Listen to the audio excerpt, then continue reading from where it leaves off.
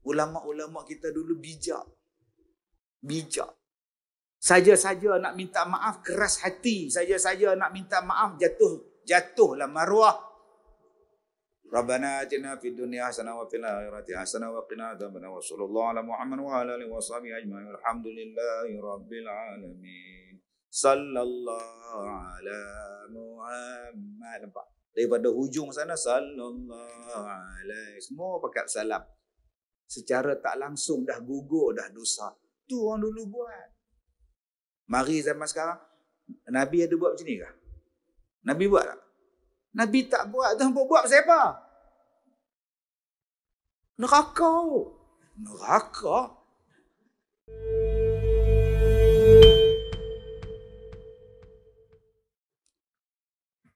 Assalamualaikum warahmatullahi wabarakatuh.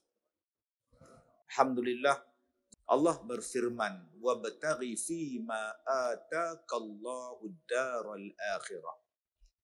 Dan carilah kamu apa-apa yang membolehkan kamu dapat bahagian kamu di akhirat. Wala tansa, dan kamu juga jangan lupa, wala tansa nasibaka minad dunya. Dan jangan kamu lupa juga nasib kamu, bahagian kamu di dunia. Jadi tuan-tuan yang saya hormati, kalau kita lihat tafsiran, umpamanya tafsiran daripada Al-Qurtubi membicarakan 77 surah Al-Qasas, maka kita dapat simpulkan bahawa rebutlah, carilah, kejarlah akhirat.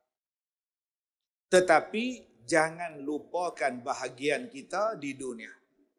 Jangan lupakan bahagian kamu di dunia.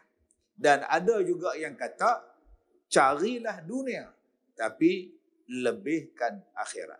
Ada yang kata taksirannya, bila kamu cari akhirat, insya-Allah dunia akan datang pada kamu. Jangan takut. Tapi kalau kamu cari semata-mata dunia, belum tentu kamu akan dapat akhirat. Maka Al-Qurtubi mengatakan bahawa tafsiran-tafsiran yang macam-macam ulama mentafsirkannya. Bila sebut wala tansa nasibaka minad dunya, jangan kamu lupa bahagian kamu di dunia. Ambillah dunia ni. Sebab Allah Ta'ala menjadikan dunia ni untuk kita. Kalau kata dunia ni tak elok, Allah Ta'ala tak jadikan. Habis tu ustaz yang kata dunia ni keji, yang kata dunia ni lebih buruk daripada bangkai kambing, yang kata dunia ni benda tak elok tu apa? Dunia yang menjadikan kita lupa akhirat. Dunia yang menjadikan kita tidak ada pahala. Allah Ta'ala sebut di dalam Al-Quran, surah Al-Kahfi 103, 104, 105. Allah Ta'ala cerita, hal unabbi'ukum bil akhsarina a'mala. Wahai Muhammad, bagi tahu kepada umat kamu, siapakah yang paling rugi amalan dia? Siapa orang yang paling rugi dalam dunia ni? Allah Ta'ala tanya, Allah Ta'ala suruh Nabi Muhammad bagi tahu pada kita. Bagi tahu kepada mereka semua. Siapakah orang yang paling rugi sekali dalam dunia? Orang yang paling rugi dalam dunia ialah orang yang buat kerja dunia wahum yuhsanun. Dan mereka mengatakan bahawa itulah amalan mereka yang terbaik. Mereka buat benda dunia ni dan mereka kata inilah yang terbaik sekali. Ni dia silap. Dia lupa kepada akhirat. Padahal benda yang dia buat tu tak ada manfaat pada akhirat. Itulah dunia. Kalau orang tanya kita, apa dia dunia? Benda yang kita buat yang tidak ada manfaat di akhirat. Benda yang kita buat menyusahkan kita di akhirat. Maka dia dipanggil sebagai wa mal hayatud dunya illa la'ibun wa lahwun. Itulah dia. Tetapi kalau dunia ni tuan-tuan buat, tuan-tuan ambil yang mana benda itu mendatangkan kebaikan di akhirat, dunia tu tak dikeji. Dunia tu disuruh. Sebab dunia ini ialah mazra'atul akhirah, tempat bercucuk tanam mazra'atul akhirah, untuk akhirat. Jadi jangan tuan-tuan tolak dunia pula, sebab dalam ayat 77 Al-Qasas Allah kata wala tansa nasibaka minad dunya. Jangan kamu lupa bahagian kamu di dunia. Maknanya kena ambil juga dunia. Habis itu dunia mana yang kena tolak? Dunia yang menyusahkan kita dalam kubur. Dunia yang menjadikan kita payah di hari kiamat. Dunia yang menjadikan kita tak tertanggung apa yang kita buat di hari kiamat. Dunia yang itulah yang dikeji. Tapi kalau dunia yang membawa kebaikan untuk kita di alam akhirat, silakan. Tetapi kata Al-Qurtubi, kamu nak cari dunia, kamu nak ambil dunia, silakan. Ada orang yang nak buat rumah besar masjid. Rumah besar masjid, tuan-tuan, hebat. Ada yang rumah Allah hebat, kenderaan hebat, harta beratus-juta, bilion. Tapi jangan lupa kata Al-Qurtubi, harta yang kamu bawa masuk dalam kubur hanya kain kafan saja. Hanya kain kafan saja harta yang kita bawa. Yang lain-lain tinggal habis. Kak Leha, tinggal habis Kak Leha. Gelang ke, gigi palsu ke, handphone ke, kereta ke, rumah ke. Yang kita duk bangga-banggakan dulu ni tinggal habis. Habis tu yang dibawa apa dia? 3 lai. Tak pun 5 lai kain kapan. Itulah bahagian dunia yang kita bawa di dalam kubur. Tu pun kadang-kadang pinjam hak masjid punya. Tu pun masjid punya khairat kematian bagi percuma. Masya Allah. Tuan-tuan yang saya muliakan. Sebab itu, adakah kita ini disuruh untuk meninggalkan dunia dan hanya menumpukan kepada akhirat semata-mata? Sebab ada orang yang macam tu. Dia ambil bahagian medik, ambil jurusan medical di universiti. Masuk tahun kedua berhenti. Bila tanya, Pak siapa kamu berhenti yuk? Saya nak jadi orang dakwah, kata dia. Saya nak jadi orang dakwah. Kalau awak jadi orang dakwah, bagus. Siapa nak jadi doktor? Siapa yang nak jadi doktor? Adakah doktor itu berdosa? Adakah kerja doktor itu sebagai dunia? Saya tak maulah ustaz, dunia ni ustaz, ini semua dunia, harta daki dunia ni ustaz. Kalau awak tak ambil dunia, orang lain ambil dunia, takkah awak nanti akan susah? Kehidupan awak tak boleh nak mengamalkan agama sebab kuasa awak dipegang oleh orang yang tak beragama. Pun masalah juga. Bukankah lebih baik awak ambil dunia dan gunakan dunia tadi untuk mengejar akhirat? Tetapi berhati-hati. Kerana dunia ini sangat menarik. Dan salah satu tarikan kepada dunia ialah tak mau mati. Tak suka mati. Tak ingat tentang mati. Sebab itu kalau tuan-tuan nak tahu siapa dia orang yang tak ingat mati. Satu, orang yang tak pernah berfikir untuk bertaubat. Dia tak pernah berfikir untuk bertaubat. Ataupun belum masa lagi untuk bertaubat. Maka orang ini tuan-tuan, dia tak fikirkan mati. Kalau dia fikirkan mati, wasari'u ila maghfiratin min rabbikum, cepat-cepat minta ampun kepada Allah. Tapi dia masih lagi nak buat dosa, masih lagi nak buat maksiat, masih lagi nak buat kejahatan. Orang ni tak ingat mati. Sedangkan mati ni tuan-tuan, tak bersyarat untuk datang kepada kita. Tengah sihat mati, sakit mati, naik kereta mati, tengah semayang mati. Ada yang mati sedang masak, buat live dalam TikTok. Tengah masak, mati. Jatuh tunggal langgang kat dapur. Alangkah manisnya tuan-tuan, ada yang mati sedang solat. Sedang solat meninggal. Tengah-tengah duk rukuk, jatuh terus mati. Yang sebelah tu buat tegak, semayang, rukuk, sujud macam biasa. Orang belakang pula main tengok kenapa hang ni. Tarik. Allah tuan-tuan, macam-macam bentuk kematian. Sebab itu, adakah salah kita ini mengingati kematian? Tuan-tuan yang saya hormati, ada seorang ulama menyebutkan kepada kita 3 tanda orang yang ingat pada mati. Ad-dahak, Di dalam kitab dia mengatakan 3 tanda ni, siapa-siapa yang ada 3 tanda ni tuan-tuan, orang ini akan nampak, akan dia tu mengingati akan kematian. Pertama, siapa dia? Golongan yang bersegera bertaubat kepada Allah Subhanahu wa taala. Saya mengajar di Hulu Kelang. Habis-habis mengajar tu, satu orang lelaki-lelaki dia ajak jumpa. Dia buka baju. Tengok penuh dengan tattoo di badan. Bukan depan saja, belakang saja. Bukan belakang saja. Tengkok ni tuan-tuan. Bayangkan dia cacah tattoo di tengkok. Kalau setakat lengan ni tak ada apa. Setakat belakang badan tak ada apa.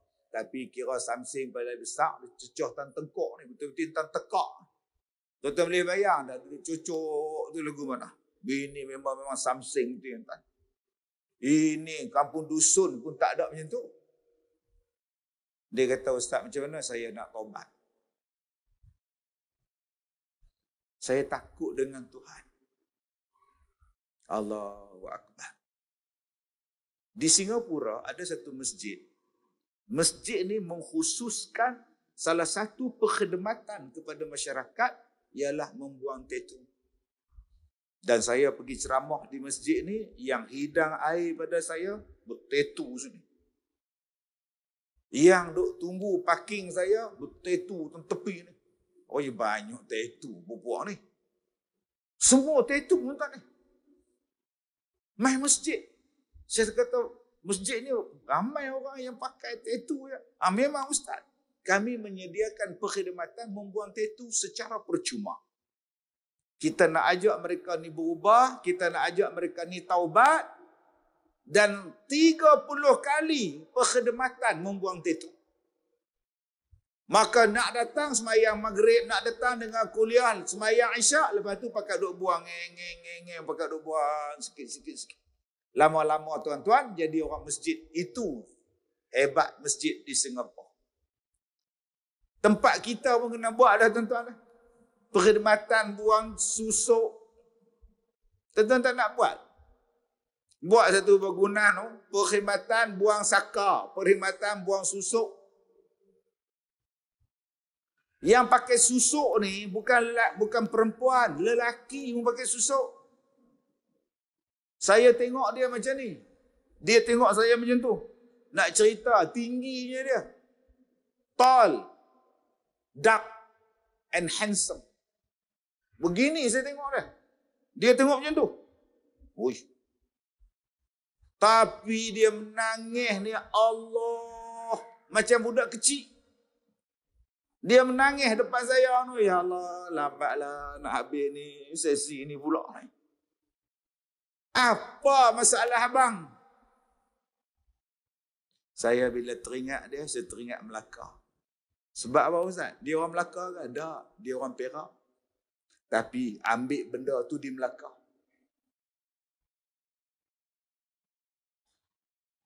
Tapi orang yang dia ambil tu meninggal. Dia ambil apa Ustaz? Kalau Kak Leha tengok, Kak Tipah tengok, Kak Tipah pun tertipu. Dia kata, Ustaz, anak dara orang dia bedai, isteri orang dia bedai, Melayu pun dia sapu, Cina pun dia sapu, India pun dia rembak. Dengan badan tegak, tinggi, handsome lagu tu Ustaz, saya ada amal. Susuk. Ustaz, tolonglah buang susuk saya. Saya dah tak tahu Ustaz, saya tak boleh tidur malam, saya gelisah, saya susah hati, berapa banyak dosa saya buat Ustaz, tolonglah Ustaz. Saya tak boleh kontrol nafsu saya. Kalau saya nak perempuan tu, saya teka dia, dan perempuan tu pun akan nak pada saya. Dan kami berakhir dekat hotel Ustaz. Saya tak mau cerita berapa banyak ada perempuan hang buat, berapa ramai dah laki-laki yang, saya tak mau tanya dia. Yang saya nak tanya, tang mana hang pakai susuk tu? Di mana? Di muka ke? Di badan ke? Di mana? Dan susuk jenis apa? Allah, tuan-tuan, kita kena buat. Jangan tuan-tuan tanya pula Ustaz, yang diambil susuk di Melaka tu di mana Ustaz? Tuan-tuan jangan tanya pula, nampak orang. Dia kata, Ustaz, benda tu Allah. Tu saya duk cerita. Apa benda yang hang dah buat, apa benda yang macam mana jadi, macam mana tu saya tak mau tahu. Sekali lagi saya rasa kagum. Sekali lagi kamu rasa bangga. Orang taubat, dia tak akan rasa kagum dengan dosa yang dia buat. Orang yang dah taubat, dia tak akan cerita apa benda yang dia buat. Dia nak padam memori tu. Delete habis. Dia tak mau lagi nak ingat balik, nak rewind balik, nak dak. Orang taubat ni tuan-tuan, kalau panggil ceramah di sini, dia tak cerita pun. Tu taubat. Saya dulu pernah memakai susuk. Tapi sekarang saya dah taubat. Orang yang taubat dia tak cerita. Buat apa nak buka pekong sendiri, melainkan pada orang yang boleh menolong dia menyelesaikan masalah. Tuan-tuan, di luar sana banyak orang yang bermasalah. Apa masalah dia? Kecelaruan pemikiran.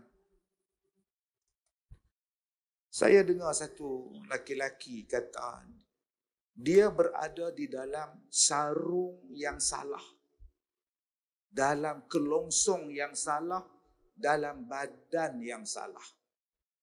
Dia adalah perempuan tetapi salah masuk dalam tubuh jantan. Saya sampai lagi sekali bang, ulang balik. Saya perempuan. So, tapi saya tersilap masuk dalam tubuh lelaki. Ustaz bayang tak? Ustaz faham tak? Faham? Sebenarnya saya perempuan. So, saya nak balik pada fitrah saya perempuan. Saya dipaksa ustaznya. Kalau saya tak ustaz, saya sebut dah. Perlu tak? Dia boleh kata Allah tersilap masukkan dia dalam badan lelaki padahal dia perempuan. So, dia nak jadi balik perempuan. La ilaha illallah. Dia tetap kata dia perempuan, dia perempuan, dia perempuan dan dia bukan lelaki. Kenapa Tuhan jadikan dia dalam tubuh lelaki? Sebab tu tuan-tuan, pelajaran akidah penting. Sifat 20 tu penting. Tapi saya hari ini ada orang yang anti dengan pelajaran sifat 20. Padahal basic asas kepada akidah pemahaman kita supaya kita bertaubat ialah akidah sifat 20. Ustaz? Ya. Allah Maha Besar? Ya. Soalan saya, takkan Allah ada hanya 20 sifat?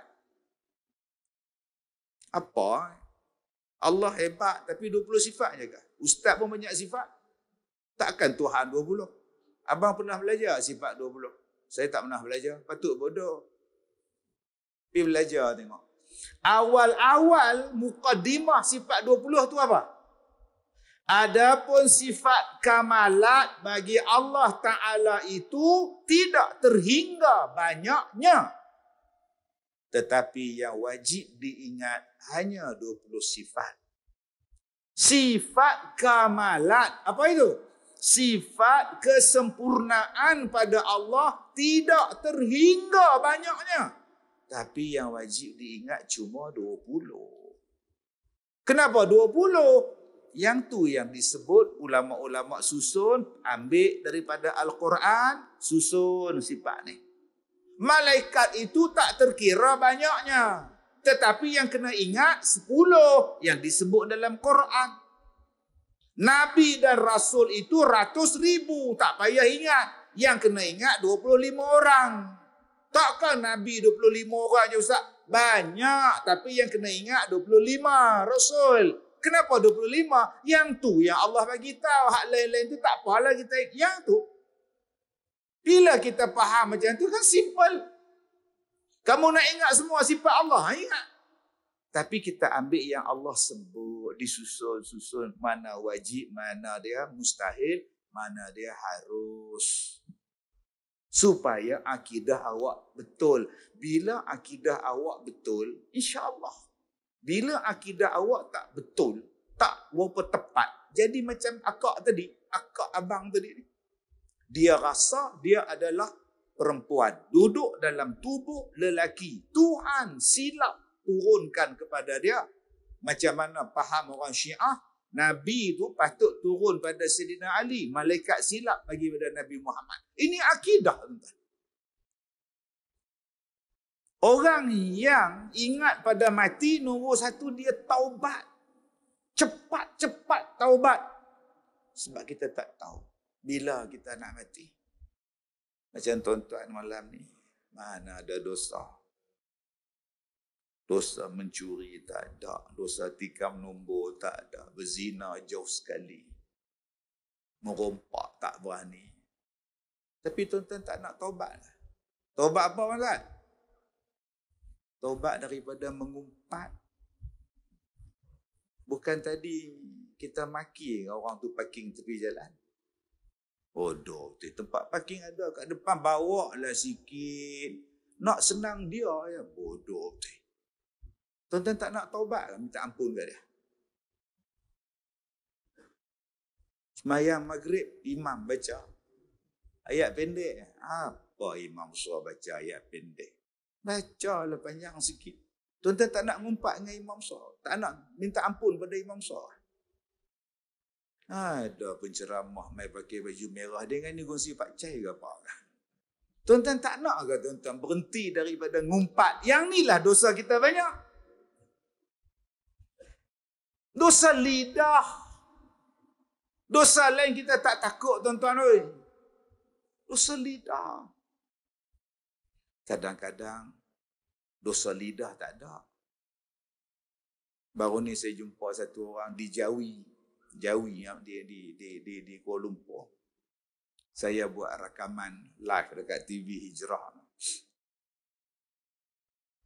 Saya ingat dia buat apa? Rupa dia cakap bahasa isyarat. Buat bahasa isyarat. Dia ni kata apa tau? Rupanya dia nak masuk Islam. Bayangkan tuan-tuan, dia nak masuk Islam, duk cerita kata apa? Aku tak tahu. Lepas ni saya kena belajar bahasa isyarat, tuan-tuan. Malu saya. Datang pada Sarawak, kerja di KL, nak masuk Islam. Allahu Akbar, tuan-tuan. Masya Allah. Selamat dia daripada lidah yang berkata-kata. Maka tuan-tuan, kita tak mengumpat dengan lidah, tapi kita mengumpat dengan tangan pula. Ni yang banyak sekarang. Sebab tu Allah Ta'ala sebut dalam Quran, Al-yawma nakhtimu ala afwahihim wa tukallimuna aydihim. Ya ni. Sebab sekarang mulut kita ni memang diam, tapi tangan dia netizen dalam TikTok, komen dalam Facebook. Banyaknya tuan-tuan. Nasib baik saya tak komen, Ustaz. Alhamdulillah, dosa menulis tak ada. Dosa share pula.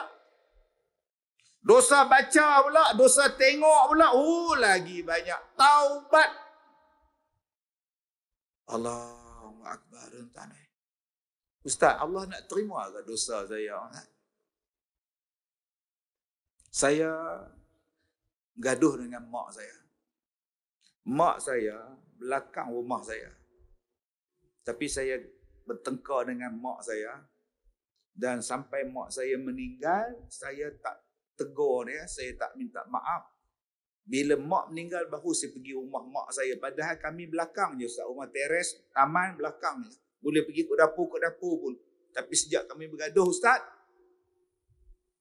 kami tak pernah jumpa, saya tak pernah telefon. Dan satu hari ayah saya telefon, mak meninggal.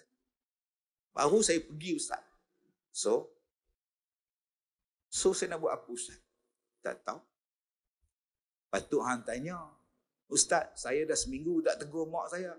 Ustaz, saya dah 3 hari tak cakap dengan mak saya. Ustaz, saya baru semalam tak cakap dengan mak saya. Baru saya boleh bagi jawapan. Ni mak kamu dah mati baru duk menangis. Saya tak tahu, Ustaz. Tak tahu apa. Orang dah kata dah, jangan lawan mak, jangan lawan bapak. Allah dah pesan dah, wabil walidaini ihsana. Nak bergaduh. Mak bukan hak organ, bapak tu bukan Ric Flair, tuan-tuan. Bapak kita bukannya John Cena, tuan-tuan boleh buat macam tu. Tuan-tuan ingat tuan-tuan bapak tu Undertaker buat gigi mata kat bapak tu. Tapi dengan bapak kita endah tak endah, dengan mak kita tengking. Bila nak taubat? Ustaz, saya tak ada dosa dengan mak dan bapak saya. Wow, hebat. Betul Ustaz. Mak saya dengan bapak saya meninggal. Oh, waktu tu saya darjah 1 Ustaz. Memang tak ada dosa Ustaz. Alhamdulillah. Alhamdulillah. Kalau abang tidak ada dosa, abang perasan abang baik, tu pun dosa kan? Cuba tengok kita semayang tadi. Semayang maghrib, lepas semayang maghrib, semayang sunat. Allahu Akbar. Mesti dia orang tengok aku. Bismillahirrahmanirrahim. Kena elok-elok semayang orang tengok. Allahu Akbar. Baru dia rantau. Siapa semayang sunat? Tengah duk tahiyat, duk tengok orang sebelah. Apa tak semayang sunat? Astagfirullah. Oh, yang tu banyak juga. Oh, tuan-tuan. Oh, nama dia penyakit hati. Sebab tu ada orang, dia tak nak semayang sunat ramai-ramai macam ni. Dia semayang balik tiang. Allah Akbar. Akulah bagus semayang sorok-sorok macam ni. Tak kena juga. Allah, tuan-tuan. Nak bersih hati tu lagu mana? Nanti kita cerita bagaimana cara nak bersihkan hati. Jadi, kalau ada malam ni kita ada dosa dengan siapa-siapa, pergi minta maaf. Sebab tu orang Melayu kita dulu, ulama-ulama kita dulu bijak. Bijak.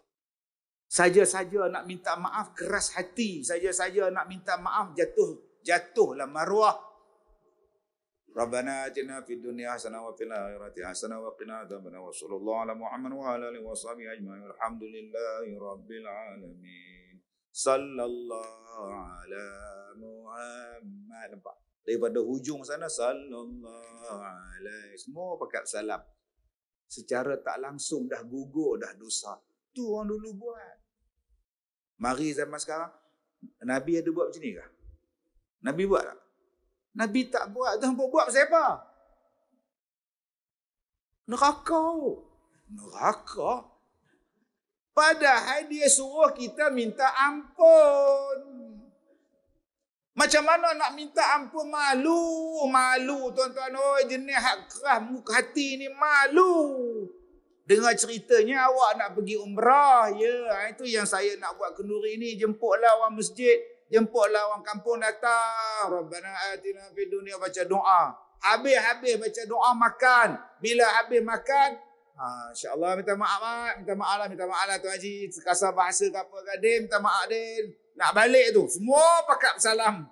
Secara tak langsung minta maaf dah. Sekarang orang tanya pula, ada tak Nabi Muhammad buat kenduri sebelum pergi umrah? Habis itu, Nabi tak buat. Riak. Tu yang pergi Mekah tu tuan-tuan, duduk atas kapal terbang, nak balik. Atas kapal terbang tu. Bapak, sabar Pak. Aku mau kasih ayam makan. Bukakan pintu, aku mau turun. Banyak benda yang menjadikan dia pening tuan-tuan. Sebab hang pergi ke sana untuk membersihkan diri, membersihkan hati awak. Tapi waktu belum awak pergi, awak tak pernah bersihkan hati sama-sama kita. Kerja gaduh saja. Tuan-tuan, nombor 1, tanda-tanda orang itu mengingati kematian ialah dia bertaubat kepada Allah. Yang kedua, qanaah. Orang yang mengingati kematian, apa tanda dia? Qanaah. Memadai dengan apa yang ada. Cukup. Dia bawa kereta, tiba-tiba dekat traffic light. Tayar kereta orang sebelah sama tinggi dengan kepala dia. Bapa. Orang Perak. Bapa. Jarang. Jarang. Dia bapa. Kalau dapat yang ini, ini kalau pergi Kelantan kejap ni. Datang pula GTR pula. Ya ini kalau pergi Kuala Kedah kejap je ni. Akhirnya tuan-tuan, king yang dia bawa tak rasa apa. Padahal yang dia bawa tu king. Myvi. Bukan saya nak kata lah tuan-tuan. Yang king yang hang pakai sekarang ni, hutang dah habis. Dah tak ada dah. Geran di tangan. Biar buruk tak apa. Asal geran di tangan. Bukan di bank. Dah. Akhirnya mati. Rumah ada hutang. Kereta ada hutang. Peti air ada hutang. Mati dalam hutang. Kadang-kadang kita dah ada isteri dah. Duk tengok satu perempuan. Dulu tak jumpa, sekarang jumpa pula. I say, man. Dulu tak dapat ni, yang dah kahwin anak 6 macam-macam jenis datang pula. Silap. Ni nama dia tak qanaah. Akhirnya dia tak bersyukur dengan isteri dia di rumah. Yang perempuan pula duk tengok laki-laki lain pula. Ya Allah. Bulu dada sampai ke muka. Dia tengok laki dia, tengok bulu apa pun tak ada ni. Lama-lama dia tak seronok dengan laki dia. Ini orang yang tak ingat mati. Orang yang ingat mati, cukuplah. Isteri saya seorang ni pun saya dah bahagia. Cukuplah kereta ni tak ada hutang. Alhamdulillah. Maka tidur dia pun lena. Hati dia pun seronok. Itu Sabtu Ahad. Dia berjalan cuti. Berjalan bawa anak-anak. Orang yang tak qanaah. Tuan-tuan, jadi macam saya. Mana ada balik rumah. Saya tak balik rumah. Itu tak qanaah. 33 tahun. Malam ni dengan tuan-tuan. Besok ada 16 bas melawat sekolah saya. Malam besok saya di Pulau Pinang. Hari Ahad saya di Pahang. Hari Isnin di Pahang. Hari Selasa di Pahang, Kuantan. Malam di Ceras. Habis Ceras, pi balik Pahang. Hari Rabu, hari Muharram tu, Pahang. Habis di Pahang, pi Lenggeng, Negeri Sembilan. Habis di Lenggeng, naik kapal terbang, pi Putatan, Sabah. Hari Jumaat, sebelum khutbah Jumaat, ceramah di Kota Kinabalu. Naik kapal terbang, balik, ceramah pula di Mantin, Negeri Sembilan. Habis ceramah pula, balik ke Ipoh. Ada lawatan ke sekolah saya. Malam tu pula, tuan-tuan, mai balik ke Melaka ni. Allah. Saya ni pun silat-silat tak qanaah lah. Tapi isteri saya tak boleh komplain. Sebab waktu mak saya meminang dia, saya telefon dia malam tu. Saya naik Honda Fame ABF 2316. Tahun 91, 92 dulu. Ingat lagi motor tu, ABF 2316. Telefon. Cari bawa duit telefon. Masa tu mana ada handphone. Cari public phone. Cari-cari. Pemegang ada. Wire, kabel tak ada. Astagfirullahaladzim, letak balik. Ada yang pergi, tinggal telefon je, tekan-tekan je. Kabel apa pun tak ada, gagang pun tak ada. Masa tu seksa. Bila telefon saya ni, Kazim ni, ya, macam ni Ustazah. Ustazah boleh ke terima ke saya ni? Boleh. Terima yang mak saya minang ni, terimalah. Boleh. Ustazah terima tak saya? Saya ni ustaz. Jadi bukan ada balik rumah, jarang balik rumah. Kadang-kadang seminggu tak balik, Ustazah boleh terima tak? Boleh. Kalau boleh tak apa, alhamdulillah ni saya pegang cakap ni. Sebab tu tuan-tuan, saya buat syarat. Jadi abang-abang yang belum kahwin cerita elok. Abang ni daripada Grab. Abang ni kerja ni bagi dia faham. Akak-akak mungkin kena faham. Suami akak tu dia cari rezeki. Suami akak tu bekerja. Tugas dia tanggungjawab. Jangan duk komplain kat saya pula. Suami akak langsung tak balik Ustaz. Balik 3 hari, keluar 4 hari. Balik 3 hari, keluar 4 hari. Tu kak tu menikah 2. Tu bukannya kerja kak weh. Jarang macam tu. Dia bawa lori ke apa? Kau tak tahulah Ustaz. Dia bukan ada di rumah. Saya kak ni ke kedai kak. Hantar anak sekolah kak. Hantar anak pergi klinik pun kak. Baru ni bumbung rumah. Pun kak tu kak tak muncul Ustaz. Seksanya. Semua atas kak. Dia bila balik, dia pun atas kak. Bahaya sungguh kak ni. Tak tahulah macam ni. Kak, kalau kak, lain kali lah saya pesan lah. Kalau kak nak kahwin, suami yang 24 jam di rumah, kak menikah dengan orang seteruk. Selesai masalah kak. Ada tak kata duduk menang. Suami akak bukan lumpuh. Tuan-tuan, jom kita jadi orang yang qanaah. Akhirnya kita seronok dengan dunia yang kita ada.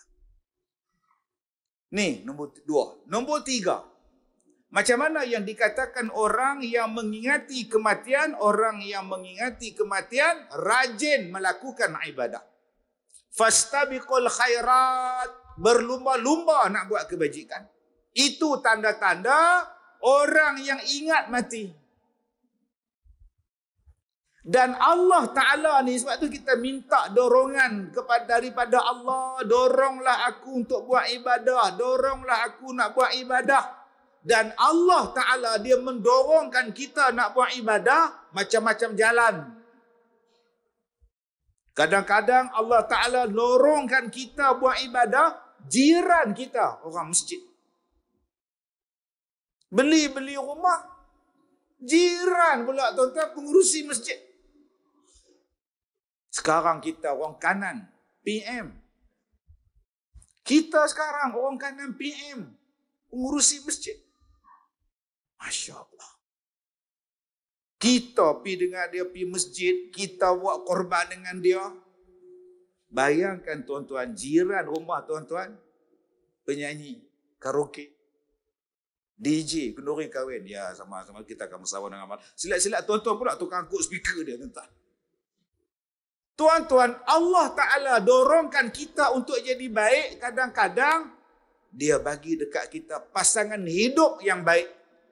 Tak pernah puasa sunat, tak pernah sembahyang sunat. Isteri. Bang, besok Isnin kita puasa sunat. Tak pernah puasa sunat. Jangan kata sunat yang Ramadan pun tak puasa. Allah Ta'ala bagi jodoh dengan ustazah kafar. Naik Al-Banza. Allah. Entah ni. Tak pernah faham, tak faham sudah. Asal ustazah je Al-Banza. Entah ni. Akhirnya kita yang tak pernah puasa, pukul 5 bangun sahur. Bawa ustazah pergi masjid sembahyang subuh berjemaah. Puasa sunat. Allah bagi dorongan. Tu yang minta taufik tau. Hidayah Allah nak bagi tau. Hidayah Allah bagi macam-macam. Cuma kita tak perasan saja hidayah. Walaupun kita dah dapat hidayah. Nama dia hidayah isteri kita. Dah dapat lah. Kita pun puasa. Mai tengah hari pukul 1 lapar. Minta ke darah. Asam pedas. Balik rumah buat muka lapar. Abang tadi dia orang ajak makan asam pedas. Abang tak pergilah puasa. Ngenangkan awak puasa awak. Abang teman awak. Padahal dia 4 pinggan dia balun tuan. Orang macam ni sayang tuan-tuan. Dia tak ambil hidayah daripada Allah. Kadang-kadang Allah Ta'ala bagi hidayah kepada kita untuk ingat pada Allah. Allah bagi sakit. 6 harakat saya sebut sakit. Sakit. Sebab waktu sihat, oh my God. Bila waktu sihat, excuse me. Hashim. Sorry. Tu tengah sihat. Tengah sihat, well, tengah sihat, at least Allah kata, ni langsung tak sebut subhanallah, masya Allah, tabarakallah, subhanallah, Allah. Langsung Allah bagi sakit sikit. Kaki ni tuan-tuan, jatuh tangga, terpeleok ke dalam kaki tu. Sekarang bertongkat. Allah. Allah. Allah. Allah. Allah. Nampak? Perkataan yang paling banyak kita sebut bila sakit ialah Allah. Syukurlah bila sakit. Cuba tengok orang sakit nak duduk. Allah, pelan-pelan bang, pelan-pelan. Allah. Allah. Allah. Isteri sampai tegur. Amboi, waktu sihat tak pernah sebut Allah. Bila sakit, menyemanjang Allah. Allah. Lagi panjang Allah. Dah kena peli dengan isteri dia. 8 harakat tu, ya Allah. Sebab tu, jangan marah dengan sakit. Sebab Tuhan nak bagi kita baik. Saya ni tuan-tuan, saya bukan tidur. Saya tak tidur. Semalam, saya buat rakaman TV 24 episod. Baju 14 helai. Sendiri berhak, tak ada sponsor. Begini bawa baju. Hoi, begini bawa. 24 episod. Nanti tuan-tuan tengok. Habis tu petang, mak mertua pula datang. Nak pergi IJN. Tak, balik tak kena. Jom balik, nak tengok mak mertua. Ada ipar pun datang. Makanlah apa semua dengan dia. Pukul 5 pagi, datang pula ke tadi Astro. Sampai dekat Berang sembahyang subuh, buka, dompet tertinggal, duit tertinggal, semua tinggal. Sudah tuan-tuan. Call time pukul 9.30 pagi. Sembahyang subuh baru perasan, tak ada apa orang bawa. Telefon pula, hang mentak Ustaz. Tunggu pula dia tuan-tuan. Sampai sekarang ni, saya tak tidur sekejip mata. Sejak bila Ustaz tak tidur sekejip mata pun, tak tahu. Memang saya tak tidur. Adakah saya marah pada Allah? Tuhan tak bagi saya tidur? Tak. Adakah saya merungut bila saya tak pernah tidur? Tak. Sebab apa? Sebab besok paginya saya sihat. Cuba tuan-tuan tengok hari ni. Tadi pagi saya live di Go Shop Astro sampai pukul 12. Saya sampai di Melaka tadi tuan-tuan petang lah kat pukul 6 lah. Ni nak ceramah pula ni. Datuk Imam Besar kata, Ustaz terlantak ke Ustaz lah. Pukul 12 pun tak apa. Pukul 12 ni tuan-tuan ni, bayangkan.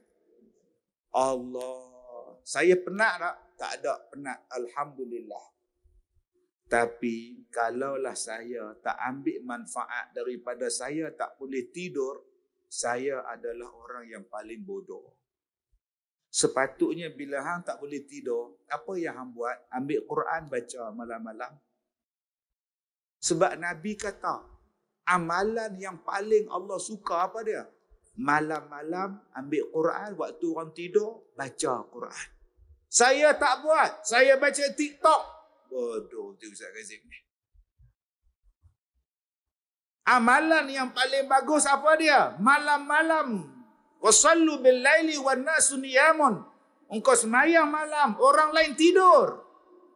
Ada orang lain nak tidur, nak bangun, kunci jam pukul 4. Ada yang kunci handphone 4 kiri kanan dia. Nak bangun sembahyang malam, saya tak payah kunci jam, memang tak tidur. Tengok-tengok saya duk main Facebook. Silap. Itu tanda Allah nak bagi hidayah pada kita. Maka Allah Ta'ala nak bagi hidayah pada kita itu sebab apa? Sebab supaya kita ingat dengan kematian. Maka orang yang rajin buat ibadah, itulah tanda-tanda dia berada di dalam keadaan mengingati kematian. Alhamdulillah. Dan tuan-tuan, kalau kita ni mengingati kematian, kitalah yang Nabi sebut orang yang paling cerdik. Orang yang paling cerdik. Saya baru ni hari apa? MITC. Saya ceramah dekat Masjid MITC.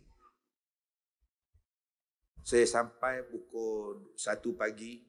Terus saya pergi ke ceramah di Pulau Pinang. Pukul 10 pagi.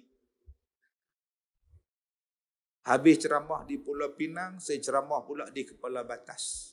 Habis Kepala Batas, saya pergi pula TV secara langsung 8.30 pagi. 2 hari lepas, beg goodies yang dia orang bagi tu, baru saya buka. Ni hak ceramah dekat tempat tu. Saya buka satu. Dia bagi jam satu, kemudian dia bagi kemplekat satu, kemudian satu lagi dia bagi apa dalam kotak. Saya tu buka-buka, Lah, pas pelawat. Nombor 396, pas pelawat. Tak pulang balik dekat kaunter pengawal keselamatan. Saya kata kat PA saya, ni. Pasal apa hampa tak pulang? Lah, kami tak tahu. Ni nak buat lagu mana ni? Dia kata lagu rock, buat lagu mana lagi apa? Mana malam-malam dah duduk jarang. Sampai sekarang saya tak tenang hati gitu tuan tu. Tak pulangkan pas pelawat tu. Saya tak tahu sebab pegawai tu dah ambil pas untuk saya. Mereka buat dalam beg goodies. Mana saya tahu. Saya masuk gitu je. Mereka buka palang, saya masuk je lah. Saya tak tahu pun IC saya tak tinggal. Pas pelawat pun mereka tak bagi. Polis bantuan tu pula kata, "Yuk, dalam tu je lah. Tengok-tengok ada binatang tu pula dah menyusahkan aku sungguh." Nak tunggu besok baru nak pergi hantar anda ni. Nak pergi pulang balik. Buat je saya mati tak sempat pulang tu. Saya kata kat isteri, "Mama ni kalau abang apa-apa tak sempat akan mati mau dengan lupa ni. Besok di hari kiamat Allah soal benda ni. Tak lepas abang ni." Pas pelawak, siap dengan nombor. Siap ada gambar rimau kat atas 2 gambar. Ni harta kerajaan, harta rakyat ni walaupun dia pas pelawat. Tuan-tuan yang duduk di masjid, berapa ramai yang balik pinggan masjid. Bila nak hantar? Ramadan tahun lepas tu. Dah nak masuk Muharram ni. Waktu berbuka puasa, dia buat balik pinggan. Tulis tu Masjid Al-Azim di bawah. Begini buat balik bihun. Sampai sekarang tuan-tuan tak pulangkan balik. Tuan-tuan ingat tak ada apa lah. Tok Siap pergi rumah dia buat kenduri tahlil. Tok Siap tengok pinggan tu. Rasa macam kenal pinggan ni. Tok Siap tu selak punggung. Dah kata dah. Tuan-tuan tak mau ke pulang balik kasut masjid, selipar, terompak yang tuan-tuan pederah buat balik? Tuan-tuan ingat benda tu kecil ke tuan-tuan? Tak lepas kita di hari kiamat. Selagi mana Allah tak tanya kita, harta hang ambil daripada mana dan ke mana dibelanjakan. Tiba-tiba boleh mencuri duit orang ibadat.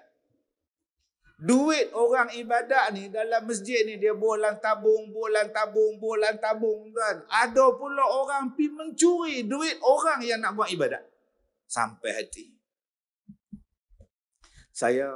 Waktu saya belajar dulu, saya belajar tahfiz di Mahad Tahfiz Al-Quran.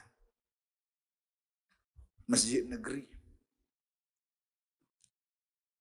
Asrama saya jauh juga lah, nak berjalan kaki mai ke masjid tu jauh, lalu ke rumah kedai. Jadi kalau saya mai waktu maghrib, saya tak balik lah. Sampai subuh pun tak balik. Hafal Quran dalam masjid. Balik tiang, belakang tiang, atas mimbar. Imam besar tak ada malam. Jaga pula tengok budak-budak hafal Quran, aku suka hampa. Ada kawan saya, hafal Quran atas mimbar. Sedar-sedar dalam tandah. Duduk menung. Pasal apa ni?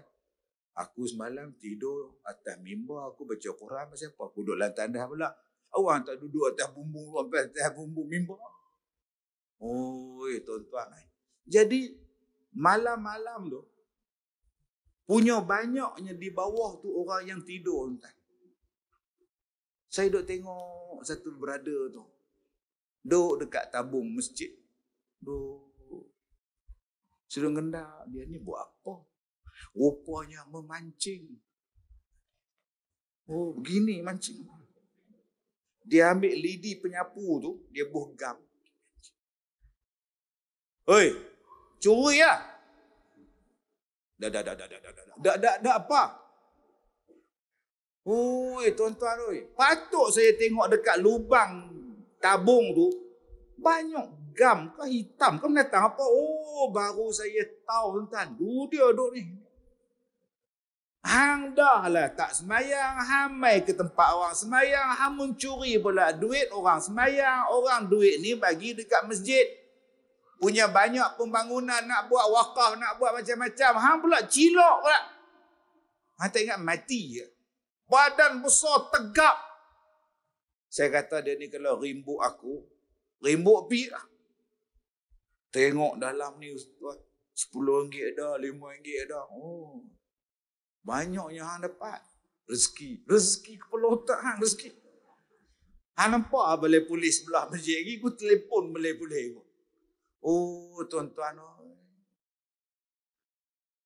Sebelum saya keluar daripada tahfiz tu, berada yang saya tangkap mencuri tu jadi best friend saya.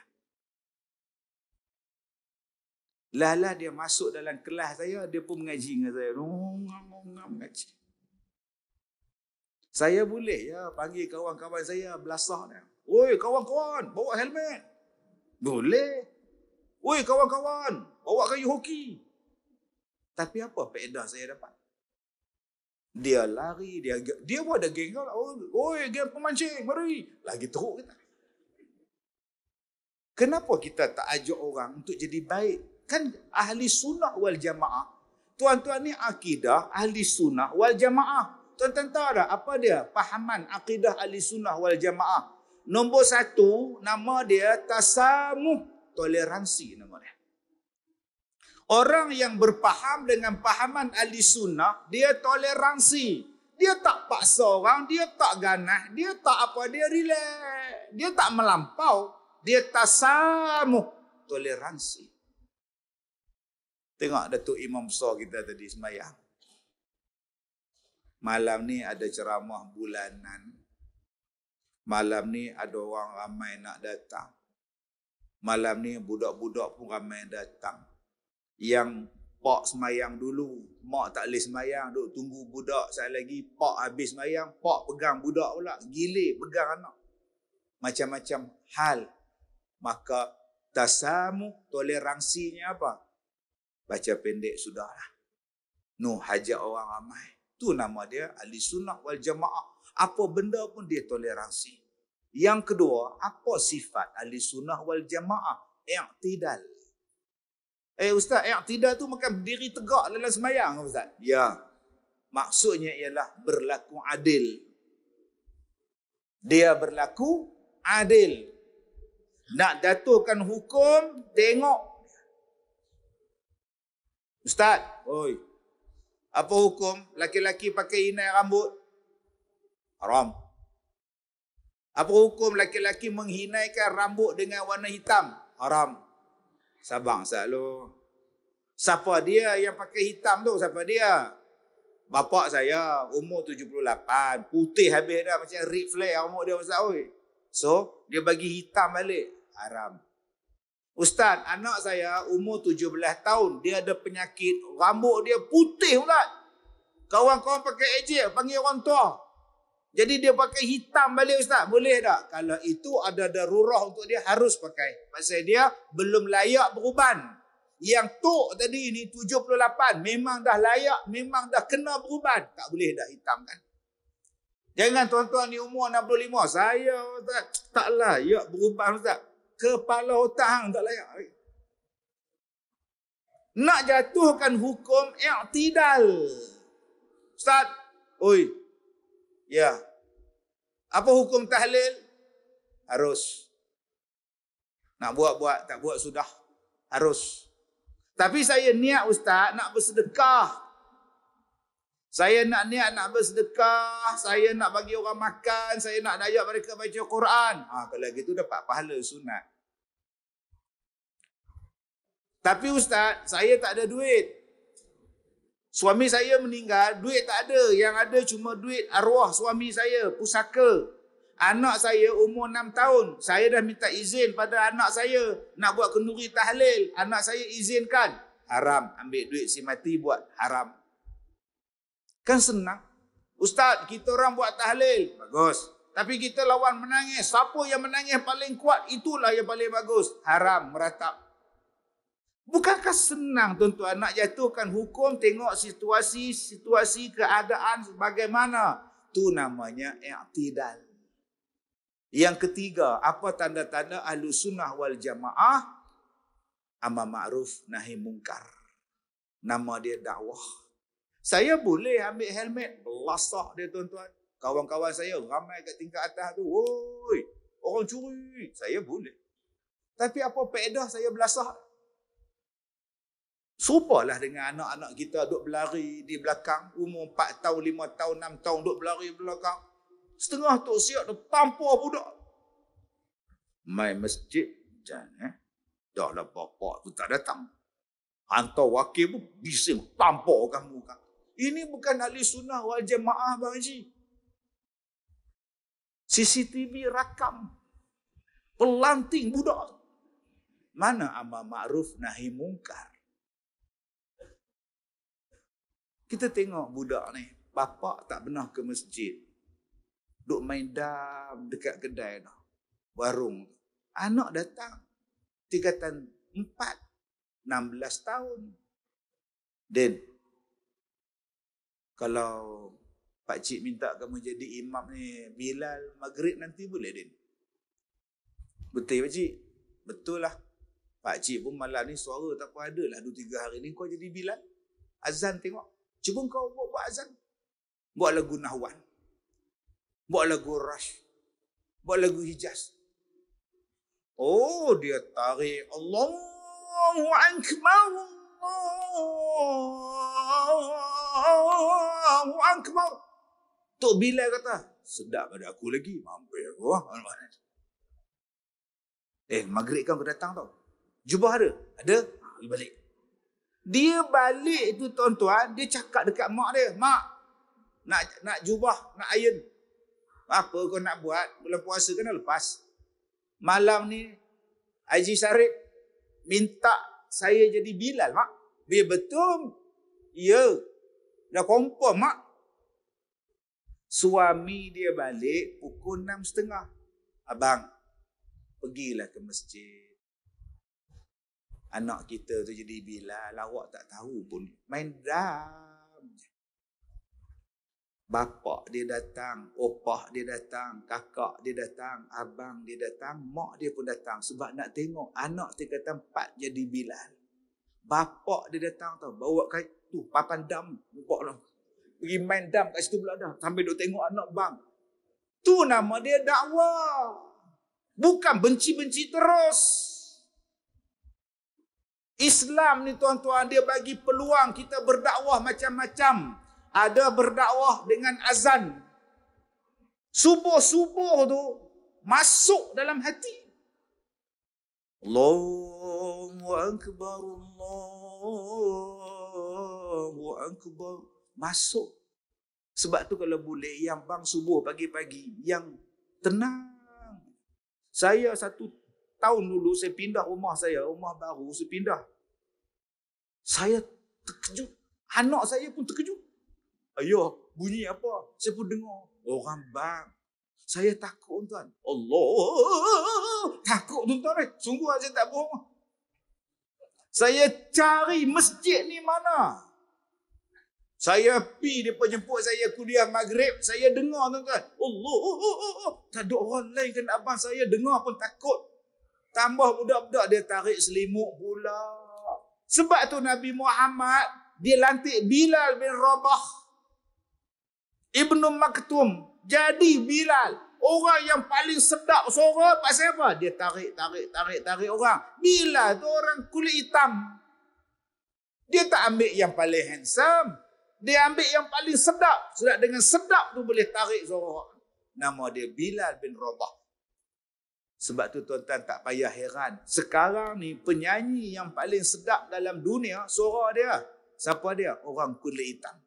Sampai sekarang. Tengok Michael Jackson. Orang kulit hitam. Hak jadi penyanyi, hak suara sedap dia tuan-tuan. Semua hak kulit hitam. Sebab tu saya ni dah ditawarkan untuk buat album. Sebab saya pun kulit hitam. Tak pernah faham, tak faham sudah. Kita amar ma'ruf. Kita nak ajak orang beribadat. Okey, kita buat korban 23 ekor lembu. Okey, 10 orang 1 ekor ya, 10 orang 1 ekor. Yang last tu jangan ambil. Kenapa Ustaz? Lembu yang last tu saya nak bagi pada kawan-kawan kita daripada orang yang lembut. Datang bawa pisau potong bawang tau. Itu lembu abang. Pergi kerjakan. Orang dah balik, dia orang 2 potong lagi, letihnya panas. Astaghfirullahalazim. Saya tak bohong tuan-tuan. Itulah korban yang saya buat baru ni. 1 ekor saya bagi mereka buat. Bila lah ampun ni nak habis. Kita tak biasa Ustaz. Mereka lembut tuan-tuan. Adakah kita nak kata fasik? Engkau ni sabar sat dulu. Mereka nak berubah juga. Kalau kita tak bagi tempat, mana dia dakwah? Pakai jubah, orang buat korban. Dia kata tak pernah orang nak lapah pun pakai jubah. Hang merapu ni. Pergi buka lain. Pakai seluar. Pakai jubah tuan-tuan. Buat je lembu tu hamba hang lari pergi mana? Lama-lama tuan-tuan dia jinak. Islam ni dia nak jinakkan orang guna kebijaksanaan. Tuan-tuan ambil 1 kilo daging korban, bagi dekat jiran yang tak pernah datang masjid. Ini tidak. Masjid buat kempen. Lorong 4, 5 orang ni tak pernah datang masjid. Jangan bagi. Ini kaki disko semua. Kalau bagi bukan makan bobok ni. Dia pula macam tu. Haji Dollah bagilah. Dia tu rajin tu. Haji Mat pun datang lah. Kat Tipah pun dia AJK wanita kena bagi tu. Ni. Yang mana tak datang, jangan bagi. Kadang-kadang dia orang dah beratur dah. Dah sampai dah dekat nak ambil daging. Kupon. Kena kupon ke? Tak ada kupon tak ada lah. Orang lain dapat kupon. Saya tak tahu. Tak tahu dah kena kupon. Saya tak tahu. Saya baru balik ni. Tak ada kupon, balik. Blah. Agak-agak masjid tu dia bakar dah tuan-tuan. Dia bakar orang tuan. Kenapa hang tak boleh bagi dekat dia barang 1 kilo? Jinak hati dia. Assalamualaikum. Salam. Ya, nak apa ya? Kami dari masjid nak bagi daging korban. Saya tak ke masjid pun dapat ke? Dapat. Kami tak pernah lupakan. Tuan je lupakan kami. Deep, tuan-tuan. Deep, tuan. Datanglah. Ni, baru kita buat yang siang tadi. Ambillah. Begini dia buat balik ke dapur. Apa tu bang? Orang masjid bagi daging korban. Ya Allah abang. Tu saya cakap kat abang banyak kali dah bang. Pergilah semayang di masjid bang. Campur-campurlah dengan orang masjid. Tengok abang tak pergi pun. Dia orang hantar daging bang. Malu saya.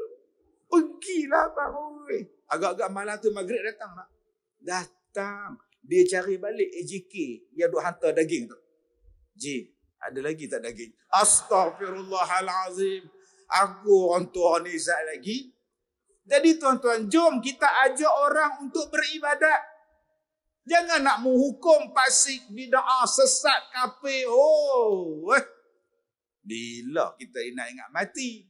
Dan yang terakhirnya tuan-tuan, orang yang lupa kepada kematian. Apa tanda dia? Kata Ad-Dhahhak, 3 tanda orang yang lupa kepada kematian. Pertama, menangguh-nangguhkan bertaubat. 2, orang yang hatinya tidak merasa cukup dengan dunia. Dan yang keempat, orang yang merasa malas dengan ibadat. Saya 2-3 minggu lepas ada program di sekolah Ustaz Wadi. Saya ambil sesi pagi. Saya ambil sesi pagi sampai pukul 12. Allah tuan-tuan, panas. Duk bersila, panas. Hebat dia orang ni. Seorang pun tak bangun tuan-tuan. Tak sakit lutut ke pokok ni? Tak lenguh pinggang ke? Tak kipas ke panas? Tunduk mendengar tentang kuliah. Allah. Hebat. Setengah orang macam itu. Ada setengah orang tuan-tuan nak tunggu buat pengajian sekejap pun tak boleh. Sedangkan dia boleh tunggu benda yang macam-macam. Walaupun 4 jam, 5 jam, 6 jam. Kalau kita ingat kepada kematian, benda yang bawa ibadah ni, lagi lama aku duduk, lagi bagus. Maka kalau hati kita keras, kita tak boleh buat 3 yang pertama tadi. Bagaimana kita nak melembutkan hati? Pertama, selalulah berada di dalam majlis ilmu. Orang yang berada dalam majlis ilmu, lembut hati dia. Nombor 2, bagaimana kita nak melembutkan hati kita? Selalulah menziarahi orang yang mati ataupun hampir mati. Dan yang ketiganya, cara-cara melembutkan hatinya apa dia? Pergilah menziarahi kubur. Dan yang keempat, banyak-banyakkanlah mengingati kematian. InsyaAllah lembut hati. Kita ulang balik. Apa dia yang melembutkan hati? Berada dalam majlis ilmu. Sebab tu kalau tuan-tuan selalu belajar, selalu mengaji, tapi hati kerah, ada yang tak kena. Lagi belajar, lagi sombong. Ada yang tak kena. Kita makin belajar, makin lembut hati. Itulah guru mursyid dan kita dapat pengajaran. Kalau tuan-tuan mengaji dengan saya, tuan-tuan lagi jadi orang pandai baran, saya bukan guru yang bagus.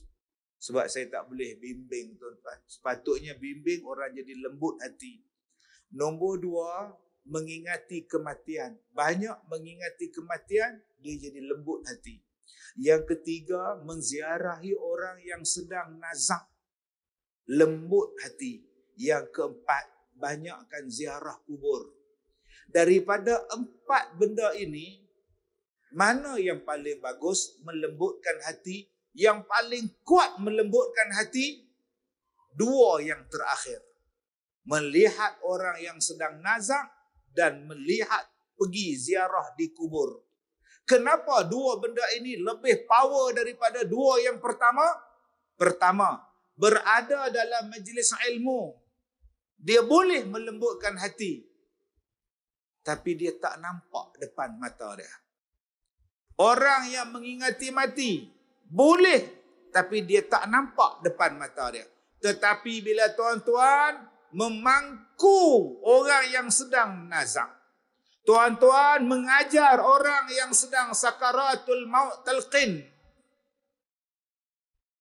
dia aksiden, darah ni keluar kat mulut ni, kepala ni pecah.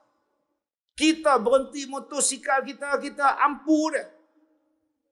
La ilaha illallah, la ilaha illallah. Jangan kita kata mak, bro, ngucap bro, ngucap bro. Bro apa? Kawan tu duduk bro ha. Sebut elok-elok. La ilaha illallah.